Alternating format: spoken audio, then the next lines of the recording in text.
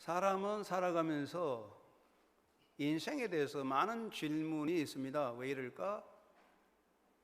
이것은 왜 이럴까? 하는 질문이 많습니다. 그런데 자기 자신에게 던져지는, 그리고 다른 사람에게 던져지는 질문 하나가 있습니다. 그것은 무엇 때문에인가라는 것입니다.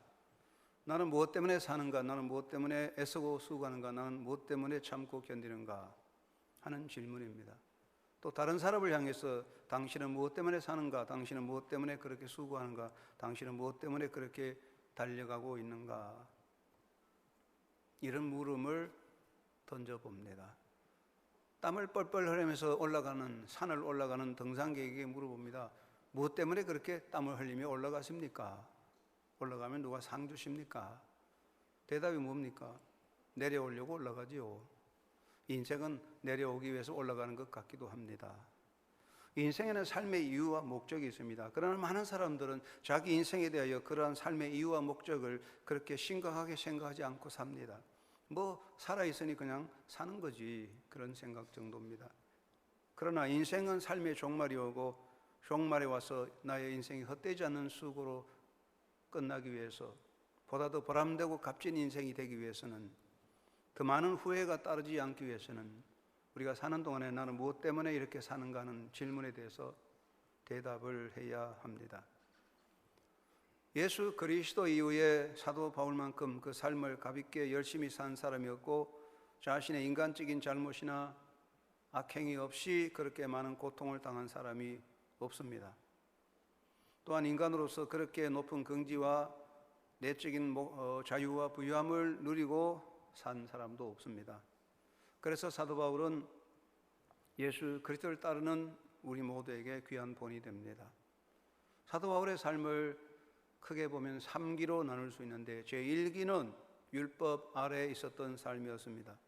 바울은 소아시아 길리기아 다소에서 출생했으며 유대인으로서 베냐민 지파에 속한 사람으로 히브리인 중에 히브리인이었습니다.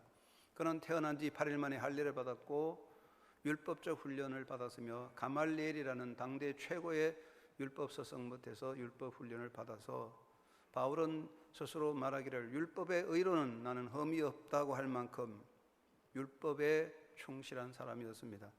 그는 태어날 때부터 로마 시민권을 가졌습니다. 그러나 그렇게 율법에 충실하여 율법적인 의를 이루려고 할 때 바울은 그것으로 인하여 참된 자유와 평안을 맛보지 못했습니다. 그는 내면의 자유가 없었습니다. 바울은 로마서 7장 24절에서 고백하기를 오라 나는 공관자로다. 율법 아래에 있었던 바울은 열심은 있었지만 그 마음에 행복과 평화가, 자유가 없었습니다. 바울의 이기는 예수님을 만남으로부터 바뀌는 것입니다.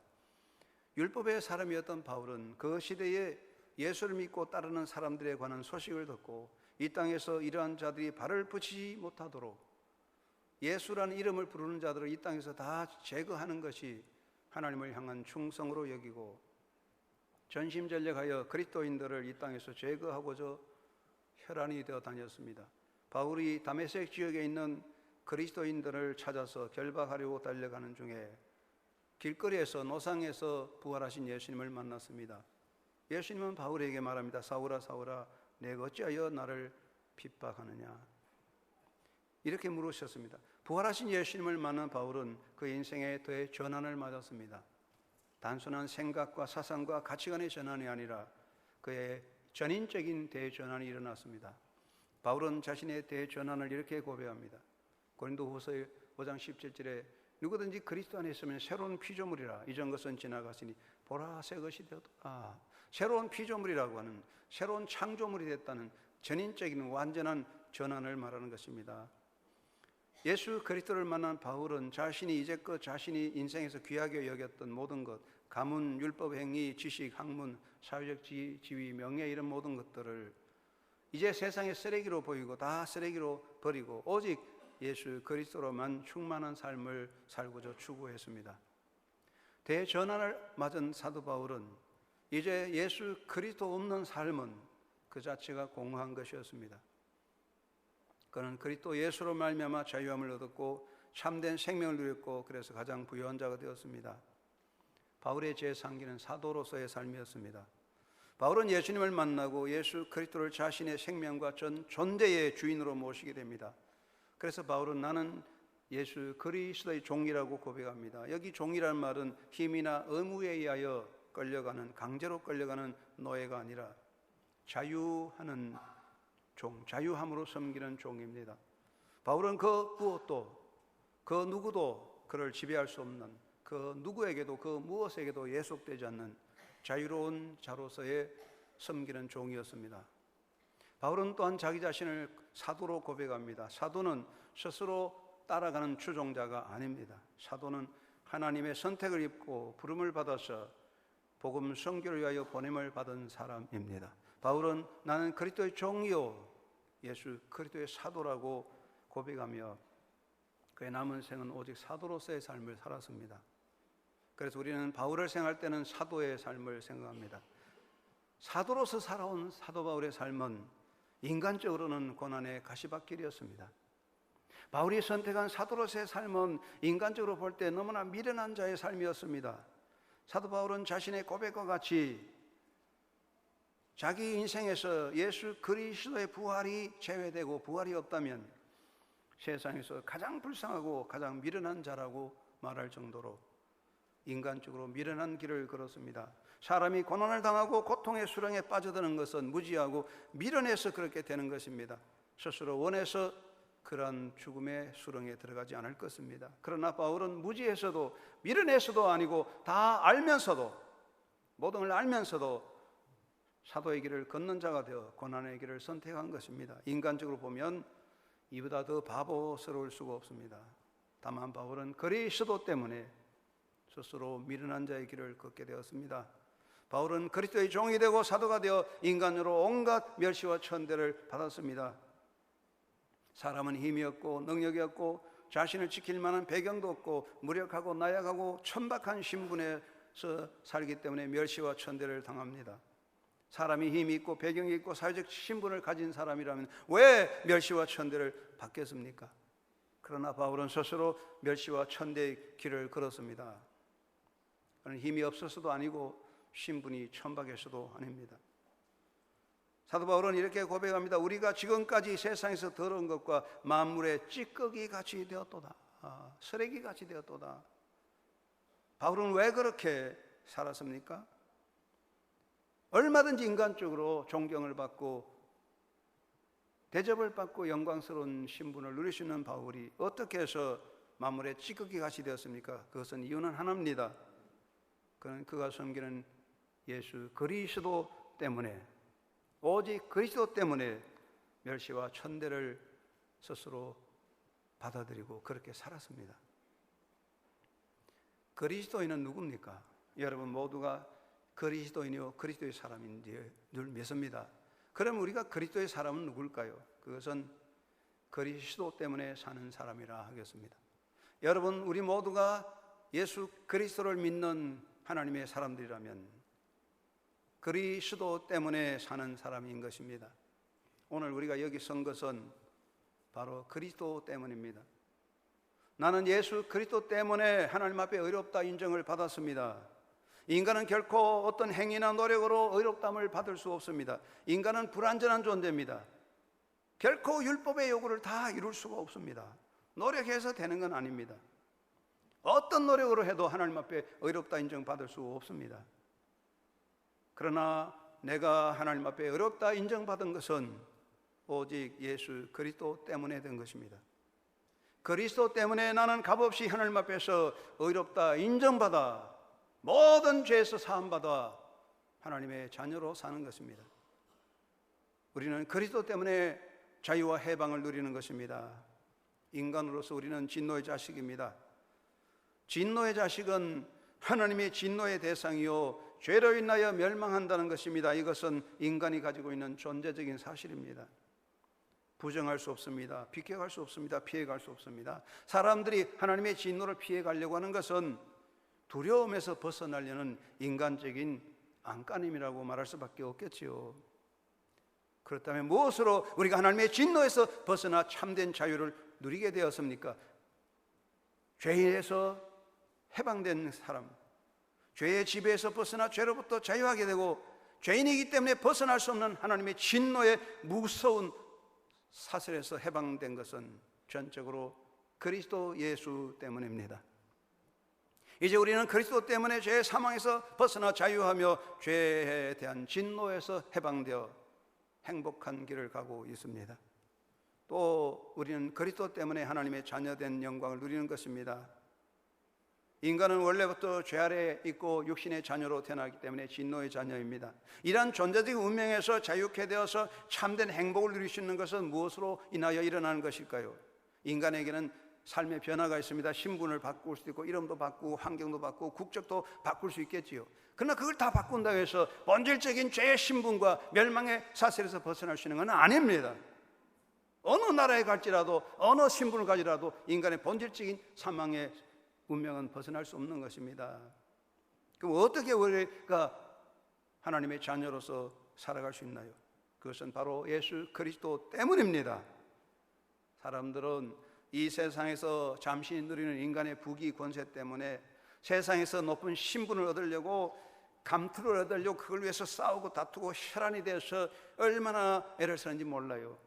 그런데 여러분, 그렇게 길을 쓰고 다투고 혈안이 되어 싸워가며 얻은 세상의 권세, 신분, 한순간에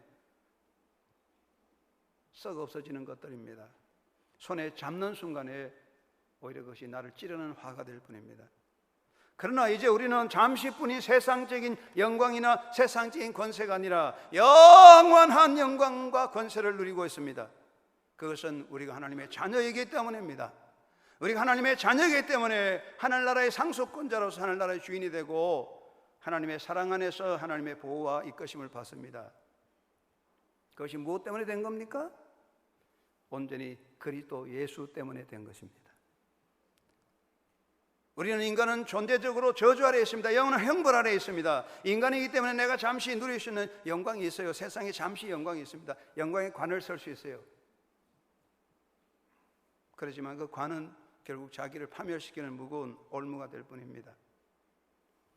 머리에 선 관 때문에 어마어마한 화를 당하거나 저주를 받는 경우가 많습니다.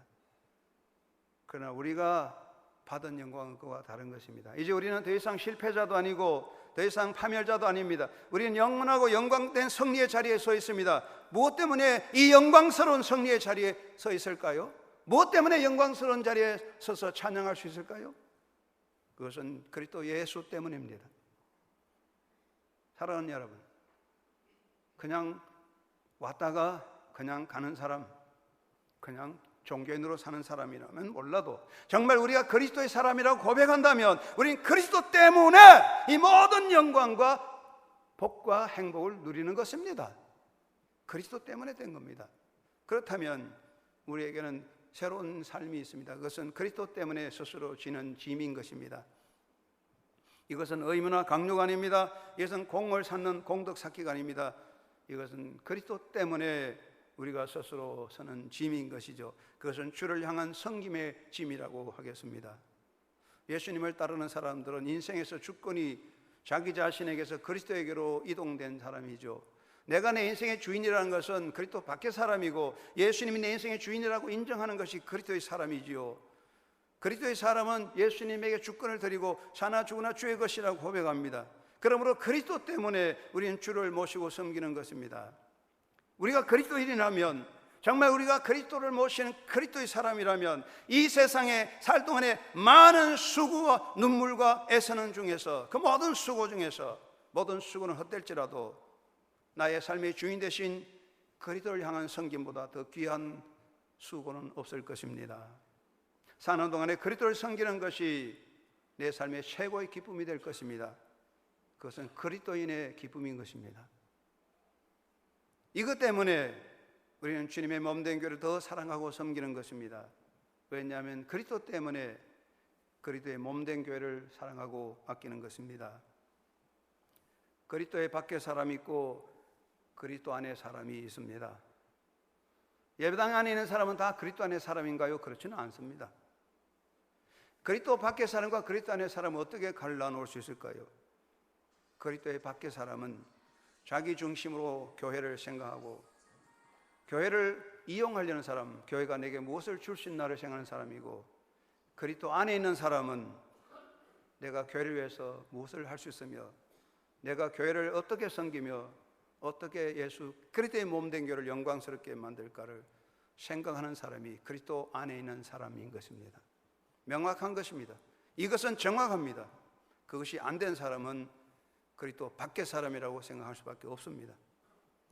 우리는 지금 그리스도 때문에 주님을 섬기는, 기쁨으로 섬기는 짐을 지고 있습니다. 그리고 우리는 그리스도 때문에 선교의 짐을 지는 것입니다. 예수님은 제자들에게 너희는 나의 증인이 되라, 땅끝까지 나의 복음을 전하라고 말씀하셨습니다. 그리스도의 사람은 사는 동안에 그리스도를 전하는 증인의 삶을 삽니다. 오늘 읽은 시편 118편 17절에 내가 죽지 않고 살아서 여호와께서 하신 일을 선포하리로다. 우리가 이 땅에 사는 동안에 끊임없이 예수 그리스도의 복음을 전하는 것입니다. 우리는 이제 그리스도 때문에 기쁨으로 복음을 전파하는 사람, 이것이 우리의 삶의 귀한 존재적 가치인 것입니다. 우리가 복음을 전하기 때문에 손해도 보고 희생도 합니다. 그러나 그것 때문에 기뻐하는 것이 그리스도의 사람인 것이죠. 왜냐하면 그리스도 때문에 선교의 짐을 지고 가기 때문입니다. 또 우리는 그리스도 때문에, 예수 그리스도 때문에 더 사랑하고 더 축복하는 사람들이 되고자 노력합니다. 예수님이 이 땅에 계실 때에 예수님은 참 하나님이요 참 사람이셨습니다. 그러나 그는 욕을 당하시되 맞대어 욕하지 아니하시고 고난당하시되 위협하지 아니하셨습니다. 그리고 예수님은 제자들에게 당부하십니다. 내가 너희를 사랑한 것 같이 너희도 서로 사랑하라. 너희를 박해하는 자를 위해 기도하라 하셨습니다. 사도 바울은 예수님의 말씀을 받아서 너희를 박해하는 자를 축복하라고 권고하고 있습니다. 왜 그렇게 해야 합니까? 이유는 하나입니다. 다만 그리스도 예수 때문입니다. 나는 아무도, 내가 어떤 경우에도 내가 남을 사랑할 이유가 없을지라도 우리는 그리스도 때문에 더 사랑하고 더 축복해야 됩니다. 사랑하는 성도 여러분, 여러분들이 그리스도의 사람이라면 그리스도 때문에 사는 사람인 줄로 믿습니다. 세상은 지나갑니다. 우리가 이 땅에 살다가 노력할 때 업적을 쌓기도 하고 공을 쌓기도 하고 자기 이름으로 엄청난 성을 만들기도 하고 자기 이름으로 많은 영광을 만들 수도 있습니다. 그러나 다 지나가면 없어지지만 이 세상에 어마어마한 것들을 다 가질지라도 예수 그리스도가 없다면 우리 인생은 자체가 공이요 아무것도 아닙니다. nothing, 무로 끝나고 말 것입니다. 그리스도 때문에 우리의 존재는 가치가 있습니다. 이제 우리는 그리스도 때문에 사는 자가 되어야 합니다. 그러므로 여러분 그리스도 때문에 행복을 누린 자가 되기를 주의 이름으로 축원합니다. 우리는 그리스도 때문에 행복해야 될 이유가 있습니다. 왜 당신은 행복해야 됩니까? 왜 당신은 행복합니까? 묻는다면 분명합니다. 나는 그리스도 때문에 행복합니다. 이러한 고백이 여러분 입에서 샘솟듯 솟아나기를 바랍니다. 나는 그리스도 때문에 모든 복을 누립니다. 그리스도 때문에 누리는 복은 가지의 복입니다.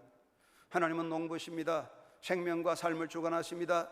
예수님은 생명의 나무가 되셔서 생명을 주시고 생명을 지켜주십니다. 나는 무엇입니까? 나는 농부도 아니고 포도나무도 아닙니다. 나는 나무에 붙은 가지입니다. 연약한 가지입니다. 다만 나무에 붙어 있으면 그 나무에 생명력이 공급되어 그 연약한 가지에 꽃을 피우고 열매를 맺는 것입니다. 그 나무의 영광의 열매는 그 연약한 가지에 나타나는 겁니다.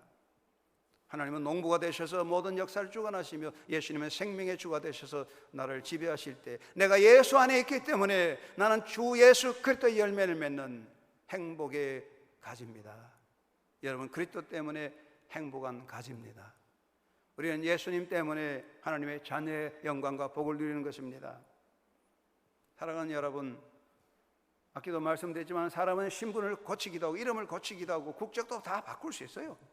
그럼 어디에 뭘 하더라도 인간의 본질은 바꿀 수 없는 거예요.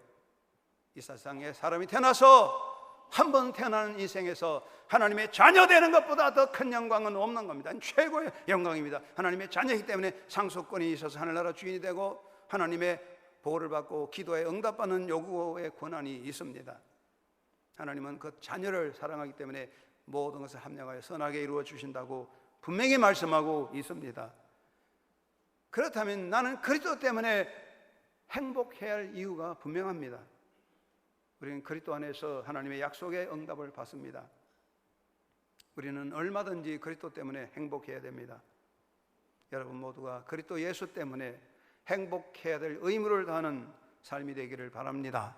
의무를 안 하면 부끄러운 거예요. 의무를 해야 됩니다. 내가 그리스도 안에서 그리스도 때문에 행복함을 누릴 때 그것은 하나님을 기쁘게 하는 일인 줄로 생각합니다. 부모들이 자녀를 위해서 생명과 희생을 다 바쳐 길렀는데 그 아이들이 커서 부모 앞에 기뻐하며 감사하며 아름답게 사는 것이 부모에게 효도가 됩니다. 우리가 하나님의 자녀로서 주님 주신 모든 은혜를 누리고 행복하게 살아갈 때 하나님은 그것을 보고 얼마나 기뻐하실까요? 여러분의 얼굴에 그리스도 때문에 피어나는 아름다운 기쁨과 미소와 감격이 여러분 가슴에 얼굴에 나타나기를 주의 이름으로 축원합니다. 사도 바울은 그리스도 때문에 온갖 멸시와 천대와 박해를 받았고 만물의 때같이 여김을 받았지만은 돌이켜 사도 바울은 그리스도 때문에 한 인간으로 가장 자유한 사람이었고 가장 부유한 사람이었고 자족하는 사람이었습니다. 바울보다 더 가볍게 자유하며 긍지 있게 부유함을 누린 사람이 어디 있겠습니까? 우리도 바울 같은 행복자가 될 수 있습니다. 여러분 그리스도께서 주신 모든 것 안에 행복한 삶을 삽시다. 나는 그리스도 때문에 행복합니다. 나는 그리스도 때문에 기뻐합니다. 나는 그리스도 때문에 참으로 부유합니다. 고백할 수 있는 복된 삶이 되시기를 바랍니다. 그리스도 때문에 사는 것입니다.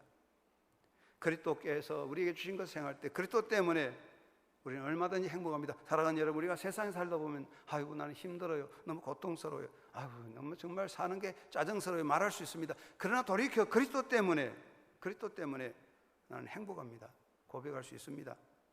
여러분의 가슴 속에 그리스도 때문에 주시는 기쁨과 행복이 항상 솟아나시기를 바랍니다.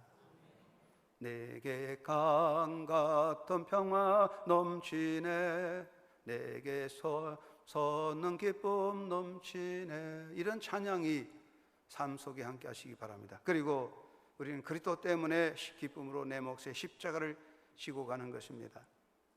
그리스도 때문에 내가 지는 짐은 내 몫에 대인 십자가입니다.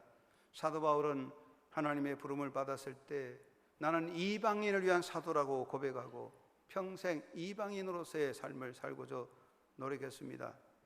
그리스도의 사람은 하나님께서 자신에게 주신 제 몫의 십자가를 지고 가는 것입니다. 이것은 실존적인 삶의 고백입니다. 성도는 하나님 주신 자기 몫의 짐을 지고 갑니다. 이 짐은 예수님께서 제자들에게 부여한 사명인 것이죠. 이 짐은 내가 아니면 누구라도 질 수 없는 나만의 짐이지요.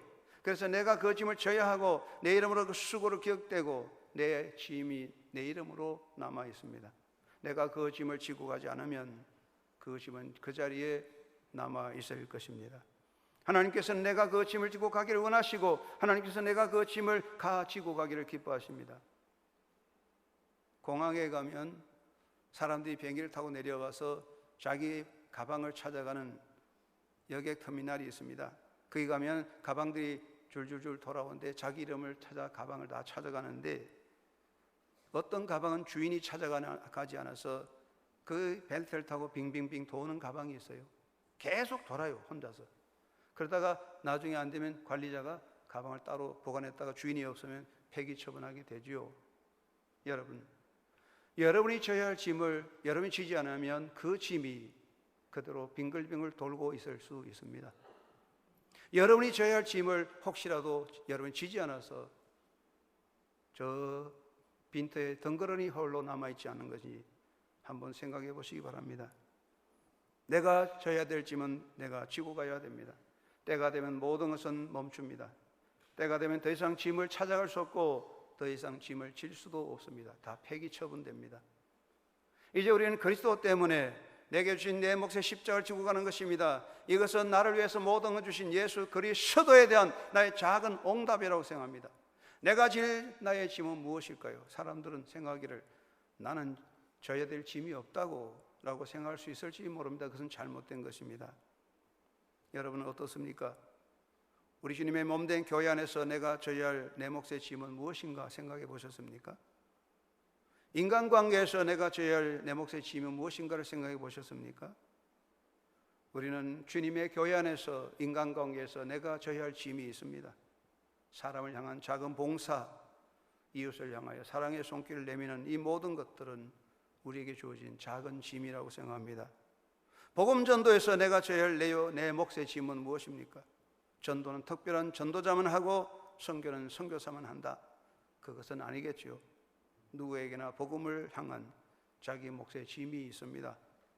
몸으로 지는 짐도 있습니다. 마음으로 지는 짐도 있습니다. 물질로 지는 짐도 있습니다.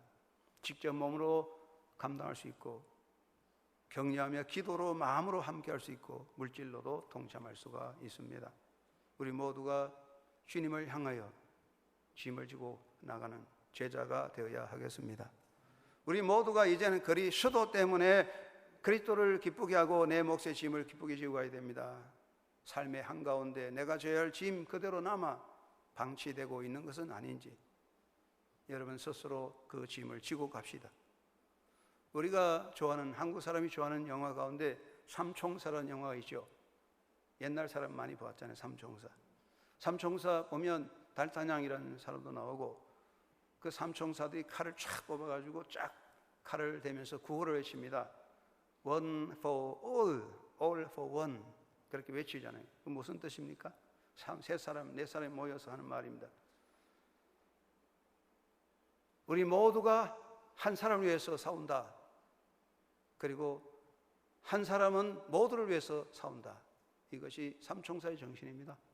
모두가 하나를 지키고 한 사람은 모두의 명예를 위해서 싸운다. 멋있는 구호죠. 우리 예수 믿는 사람의 구호는 무엇일까요? 예수님은 한 분으로서 우리 모든 인간의 죄를 다 지시고 우리를 구원해 주셨습니다. 그는 한 분 예수님께서 우리 모든 인간의 죄를 다 담당하시고 십자가의 고난을 당하시고 우리를 의롭게 해주시고 하나님의 영광스러운 자리에 서게 했습니다. 그렇다면 이제 우리가 그리스도 안에서 다 이렇게 되었다면 우리가 모두, 우리 모든 구원받은 사람들이 한 분 예수님을 기쁘게 하고 그를 영광스럽게 해야 할 때가 아니겠습니까? 그러므로 그리스도인의 구원은 all for one, 우리 모두가 힘을 합하여 오직 한 분 주님을 영광롭게 하자. 이것이 우리의 구호라고 생각합니다. 오늘 이 땅에 수많은 그리스도인들이 있습니다. 수많은 사람들이 살고 있습니다. 우리 많은 사람들이 예수를 믿고 있지만, 우리가 이렇게 많은 사람들이 있지만 한 분 예수님이 우리 때문에 영광을 받지 못하고 욕을 받는다면 이거 우리의 수치고 부끄러운 일입니다. 지상에는 많은 그리스도의 사람들이 있다고 하면서도 한 분 예수님께서 영광을 받지 못하고 욕을 먹는다면 우리 모두의 수치가 아니겠습니까? 사랑하는 성도 여러분, 이제는 예수님이 우리를 위해서 하신 모든 것 때문에 살아가는 우리는 이제는 그리스도 때문에 여러분 내 몫의 짐을 잘 지고 가는 제자가 되시기를 간절히 바랍니다. 세 번째는 그리스도 때문에 더 사랑하고 살아야 되겠습니다. 사람들은 종종 묻습니다. 생각해 봅니다. 내가 왜 그들을 사랑해야 되나? 내가 왜 그를 축복해야 되냐 하고 생각합니다.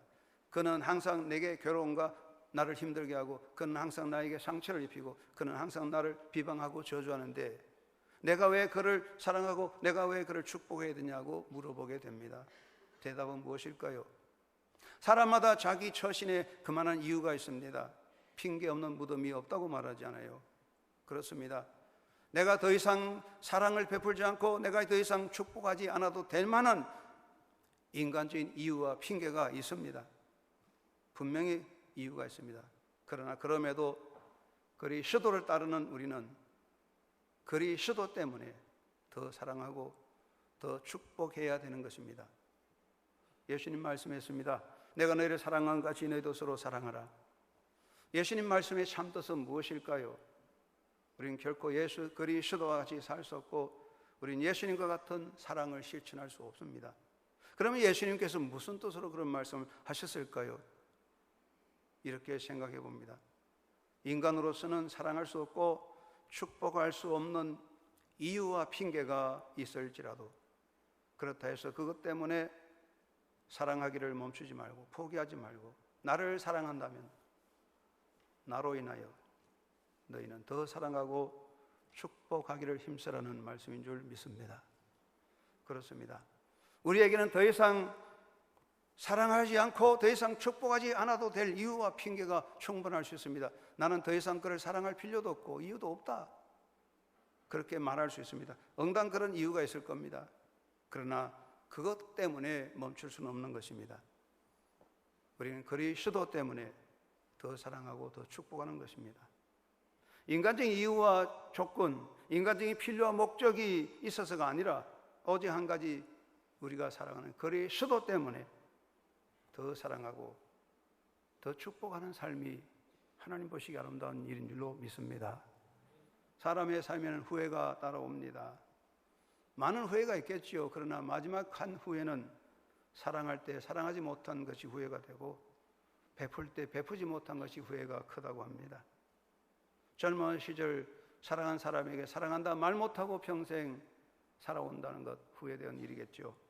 옆에 있는 사람에게 사랑한다 말 못하는 것도 후회가 되겠죠. 기회 있을 때 베풀지 못하고 지나온 인생 돌이킬 수 없을 것입니다. 우리는 어차피 다 가야 되는데 하나님께서 우리에게 주신 은혜가 얼마나 큽니까? 사랑하는 성도 여러분, 우리는 예수 그리스도 때문에 모든 복을 누리고 예수님 때문에 이 영광스러운 자리에 서 있습니다. 그렇다면 이제는 사도 바울처럼 예수님 때문에 행복해야 되고 예수님 때문에 내 몫의 짐을 다 기쁘게 지고 예수님 때문에 더 사랑하는 사람이 되어야 될 것입니다. 예수 그리스도 때문에 사는 아름다운 삶이 되기를 주의 이름으로 축원합니다. 하나님